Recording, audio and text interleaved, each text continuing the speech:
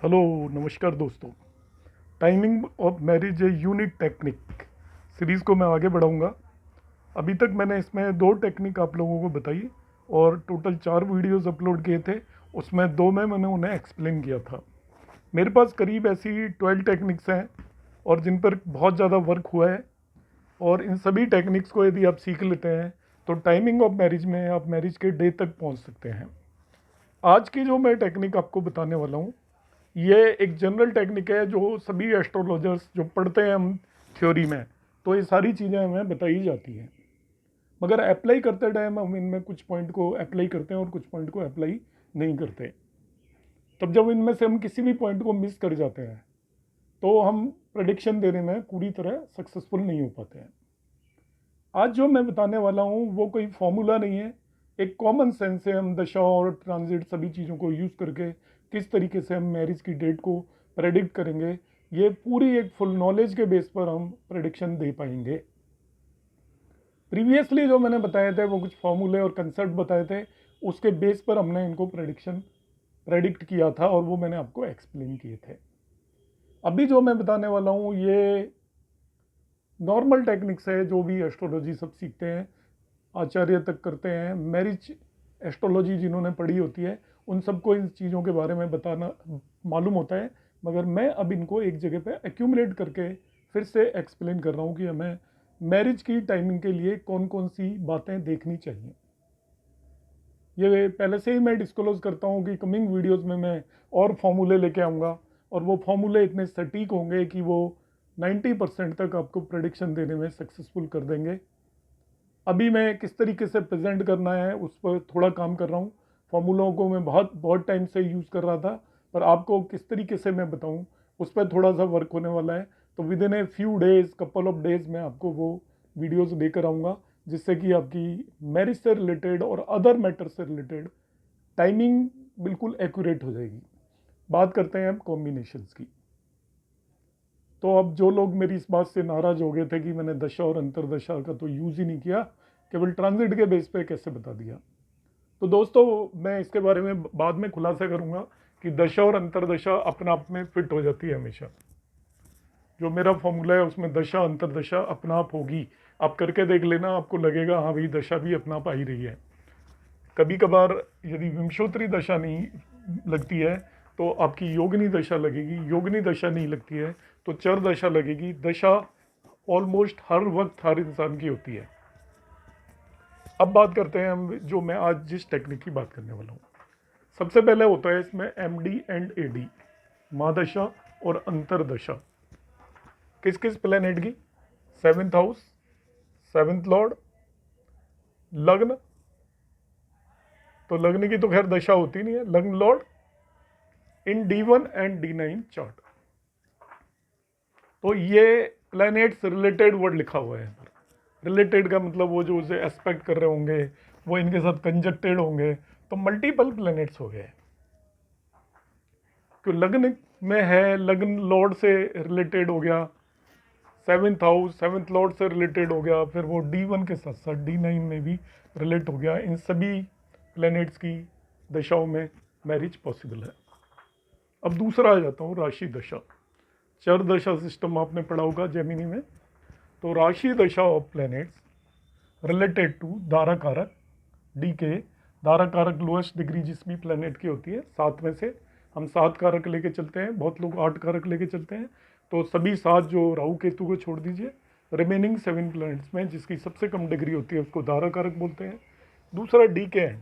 DKN actually Dara कारक का नवांश में जिस साइन में जाता है उसके लॉर्ड को D1 में यदि हम ले लें तो वो DKN होगा उसका प्लेसमेंट राशि का। दारा कारक एंड DKN राशि दशा होनी चाहिए दारा कारक से रिलेटेड राशि की, DKN से रिलेटेड राशि की राशि दशा होनी चाहिए। और दारा पद 7th हाउस का जो पद होता है, आरूढ़ लग्न से रिलेटेड आप मेरे वीडियोस देख सकते हो जेमिनी में, टोटल मैंने कंप्लीट पैकेज दिया हुआ है। तो दारा पद की हो या उपपद लॉर्ड की जिसमें हो, उपपद लॉर्ड जिसमें हो, उस राशि की दशा हो। और यहाँ पर हम दशा से मतलब इस केस में चर दशा में केवल अंतरदशा लेंगे। महादशा नहीं लेंगे, चर दशा के अंदर अंतरदशा होनी चाहिए। तो प्लेनेट हुआ आपका दारा कारक, DKN दारा कारक का नवांश में दारा कारक जिस साइन में गया है उस साइन की दशा हो।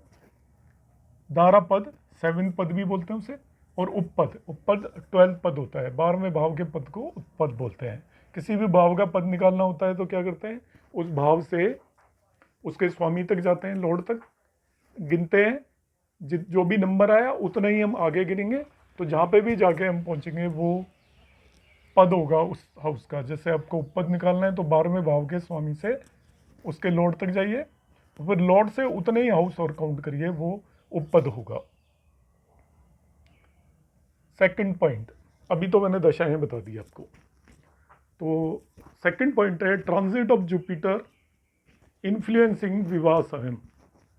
तो विवाह सहम को यदि जुपिटर का ट्रांजिट इन्फ्लुएंस कर रहा हो तभी भी नेटिव की मैरिज हो जाएगी। विवाह सहम लग्न लॉर्ड और 7th लॉर्ड के लॉन्गिट्यूड को ऐड कर लीजिए। लग्न लॉर्ड 7th लॉर्ड के लॉन्गिट्यूड को ऐड कर लीजिए। यदि वो 12 साइन से ज़्यादा हो जाता है तो उसमें से 12 साइन सब्ट्रैक्ट कर दीजिए। जो भी पोजीशन होगी वो एक विवाह सहम की राशि और उसकी डिग्री आपको मिल जाएगी। तो उसको जब भी जुपिटर बृहस्पति एग्जैक्टली उसी डिग्री से, मेरे इस पॉइंट को नोट करिएगा, बाकी जगह वो थोड़ा इस पर स्ट्रेस नहीं देते, मैं स्ट्रेस दे रहा हूँ। एग्जैक्टली उसी डिग्री पर होकर विवाह सहम को जब इन्फ्लुएंस करेगा, विवाह सहम की जो भी डिग्री है उसी डिग्री पर जुपिटर 1, 5, 9 हाउसेस से इन्फ्लुएंस। जुपिटर की एस्पेक्ट होती है 1, 5, 7, 9। 1 मीन्स जुपिटर विवाह सहम पे जाके बैठ गया, 5th हाउस से एस्पेक्ट कर रहा है, 7th हाउस से एस्पेक्ट कर रहा है या 9th हाउस से एस्पेक्ट कर रहा है। इन चारों केसेस में उसी डिग्री पर जब भी विवाह सहम से 1, 5, 7, 9 में जुपिटर जाएगा तभी भी नेटिव की मैरिज हो जाएगी। तीसरा कॉम्बिनेशन, डबल ट्रांजिट आप सब लोग यूज़ करते हैं। तो डबल ट्रांजिट में सैटर्न एंड जुपिटर इन्फ्लुएंस करें। अब यहाँ पे मैंने ऐड कर दिया, ज़्यादातर लोग केवल 7th हाउस और 7th लॉर्ड देखते हैं मैक्सिमम। अब आप इसमें एक चीज़ लगाइएगा जो अभी मैं बता रहा हूँ, लग्न और लग्न Lord, 7th house and 7th Lord. तो लग्न और लग्न लॉर्ड मैंने ऐड कर दिया यहाँ पर। हम जब ट्रांजिट लगाते हैं तो हम 7th हाउस और 7th लॉर्ड देखते हैं। एक्चुअली लग्न का एक ह्यूमन बीइंग की लाइफ में हर इवेंट में लग्न होना बहुत ज़रूरी है। लग्न उसका शरीर है, उसके बगैर वो कोई भी काम नहीं कर सकता। तो आप एक कंसेप्ट ये डेवलप कर लें कि हम एक हाउस से रिलेटेड रिजल्ट देखते हैं तो हम सारा फोकस उसी हाउस पे ले आते हैं, मगर सारा फोकस उस हाउस पे नहीं लेके आना। लग्न को ऑलवेज उसके साथ लेके चलना है। लग्न के बगैर कोई भी काम हो नहीं सकता। इसलिए जुपिटर और सैटर्न का ट्रांजिट होना चाहिए। अब जुपिटर और सैटर्न का ही ट्रांजिट क्यों मानते हैं? जुपिटर को धर्माधिपति कहा गया है ग्रंथों में और सैटर्न को कर्माधिपति कहा गया है। तो जब तक धर्माधिपति और कर्माधिपति कर्म और धर्म दोनों की दृष्ट कृपा नहीं होगी तब तक इंसान की जिंदगी में कोई भी काम हो नहीं सकता। तो धर्माधिपति और कर्माधिपति जब इसीलिए डबल ट्रांजिट यूज करते हैं। आप राहु के ट्रांजिट की बात नहीं करते, मंगल के ट्रांजिट की बात नहीं करते directly. Always we talk about transit of the Jupiter and Saturn. तो जुपिटर और सैटर्न के ट्रांजिट की बात इसलिए की जाती है क्योंकि जुपिटर धर्माधिपति है और सैटर्न कर्माधिपति है। इन दोनों की जब तक दृष्टि नहीं होगी, दोनों का आशीर्वाद नहीं होगा, ब्लेसिंग्स नहीं होंगी, तब तक कोई इवेंट हो नहीं सकता। फोर्थ कॉम्बिनेशन अब देखिए, ये जनरली कॉम्बिनेशन बिल्कुल नया है जो मैं लेकर आया हूँ। आप लोग बाकी तीनों कॉम्बिनेशन से फेमिलियर होंगे already. Fourth combination, Jupiter in transit influencing natal Venus. 1, 5 में हो नेटल वीनस है, ये नाड़ी का भी सूत्र है। जुपिटर जब भी ट्रांजिट में नेटल वीनस को इन्फ्लुएंस कर रहा हो उस ईयर में शादी हो जाती है मेल की, और नेटल मार्स को इन्फ्लुएंस कर रहा हो जब भी ट्रांजिट में उस ईयर में शादी होती है फीमेल की। अब तो कई बार करता है आप कह सकते हो, तो मगर जिन जिन ईयर में भी वो इन्फ्लुएंस करेगा वो ईयर्स में उस नेटिव की मैरिज होगी। ये ध्यान रखिएगा, आप अप्लाई करके देख लीजिएगा। एक इंडिपेंडेंट फॉर्मूला भी आप इसे अप्लाई करके देख सकते हैं कि Jupiter in transit influencing natal Venus for the male, and Jupiter in transit is influencing natal Mars for female native. Fifth combination पे आ जाता हूँ मैं, जस्ट बिफोर मैरिज। देखिए मैरिज तो एक संस्कार है, मैरिज में फेरे पड़ते हैं, एक रिचुअल है, अलग अलग रिलीजन्स में अलग अलग रिचुअल है। क्रिश्चियंस में वो चर्च में जाते हैं, सिख्स में वो गुरुद्वारे में चले जाते हैं, हिंदुओं में 7 फेरे पड़ते हैं, और मुस्लिम्स में निकाह नामा पढ़ा जाता है। तो अलग अलग तरह की रिचुअल्स हो सकती हैं। तो date of marriage is the date of rituals actually. मगर वो रिचुअल्स होने से पहले एक आत्मिक मिलन होता है दो लोगों का। आपके पेरेंट्स आएंगे, लड़की के लड़के के, वो बातचीत करेंगे, लड़का लड़की बातचीत करेंगे, तो दोनों का एक मेंटल एक्चुअली एसोसिएशन होगा, तब भी वो एग्री करेंगे मैरिज के लिए। तो मेंटल एसोसिएशन स्काई को रिप्रेजेंट करता है, आपकी कुंडली स्थिति को, जड़ को रिप्रेजेंट करती है, और ट्रांजिट एक्चुअली मूवमेंट को रिप्रेजेंट करता है। तो मेंटल एसोसिएशन जब तक मूवमेंट नहीं होगा तब तक हो नहीं सकता। तो जस्ट बिफोर मैरिज कुछ लिंक जरूर बनना चाहिए बिटवीन नेटिव लग्न लॉर्ड एंड ट्रांजिट 7 लॉर्ड, मतलब कुंडली के लग्न लॉर्ड का ट्रांजिट के 7th लॉर्ड से लिंक बन जाए, native 7th Lord with transit लग्न लॉर्ड से लिंक बन जाए, या 7th लॉर्ड एंड लग्न लॉर्ड इन ट्रांजिट में कोई भी लिंक बन जाए।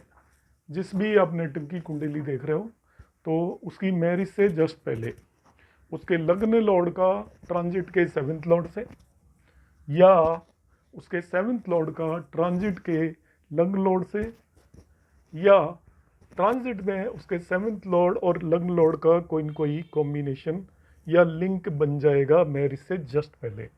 तो इस तरीके का लिंक बन रहा है तो आप कह सकते हैं कि मैरिज होने वाली है, और बातचीत चल रही है, प्रोसेस इनिशिएट हो चुका है, दो लोगों के बीच में एग्रीमेंट की स्थिति पर वो पहुंच चुके हैं। 6-1 कॉम्बिनेशन, ये भी बहुत इंपॉर्टेंट कॉम्बिनेशन है, और इसे आप जो भी एस्ट्रोलॉजी करते हैं, किसी भी हाउस से रिलेटेड आपको यदि रिजल्ट देखने हैं किसी भी हाउस से रिलेटेड, तो उस हाउस से रिलेटेड इवेंट जब भी होने वाला होगा ट्रांजिट में उस हाउस और लग्न के आसपास, लग्न को कभी भी अलग मत करना। ये मैं आपको एक बहुत इंपॉर्टेंट सूत्र दे रहा हूँ। लग्न को आप किसी भी इवेंट से अलग कर रहे हैं तो आप बहुत बड़ी गलती कर रहे हैं, क्योंकि लग्न ही मेन है, बाकी सब तो उसको हेल्प करते हैं लग्न को।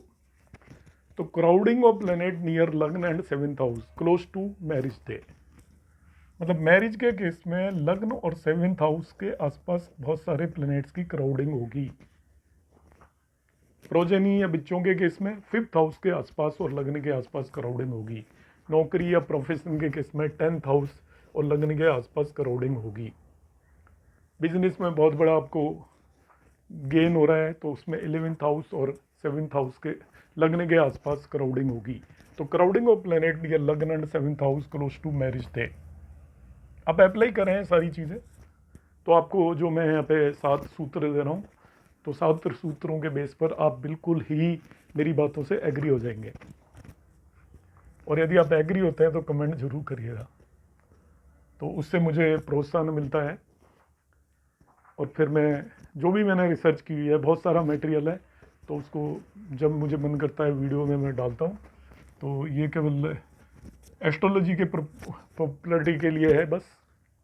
7th कॉम्बिनेशन अब देखिए, lagna lord transiting close to 7th house, जब मैरिज होगी उस दिन लग्न लॉर्ड 7th हाउस के क्लोज या 7th हाउस पे भी हो सकता है, और 7th लॉर्ड लग्न पे ट्रांजिट कर रहा हुआ। Lagna lord is transiting close to 7th house, close word लिख दिया है। हालांकि हमारे गुरुजी पढ़ाते थे 7th हाउस में, फिर हमने उसको रिसर्च किया तो 7th हाउस के क्लोज होता है एक्चुअली। वो 6 में हो सकता है, 8 में हो सकता है, थोड़ा सा आगे निकला हो, थोड़ा सा पहले हो, क्योंकि marriage is a longer process, 2-2 साल लग जाती थी पहले, अभी भी 5-6 महीने तो लगते ही हैं। तो लग्न लॉर्ड के पास बोल दीजिए आप, लग्न lord transiting near 7th house and 7th lord transiting close to लग्न। आई होप मेरे कॉम्बिनेशन से आप एग्री होंगे और आप इन्हें लगाइएगा और सक्सेसफुल होते हैं, आपको सक्सेस मिलती है। तो अपने कमेंट और एडवाइस मुझे देते रहिएगा, जिससे मैं और नई नई चीज़ें आपके सामने प्रस्तुत कर सकूं। आपका अंत तक ये वीडियो देखने के लिए धन्यवाद। किसी तरीके की यदि आपको कोई रेमेडीज़ वगैरह चाहिए तो आप मेरे व्हाट्सएप नंबर पर मैसेज सेंड करिएगा, I will give you the remedies. धन्यवाद।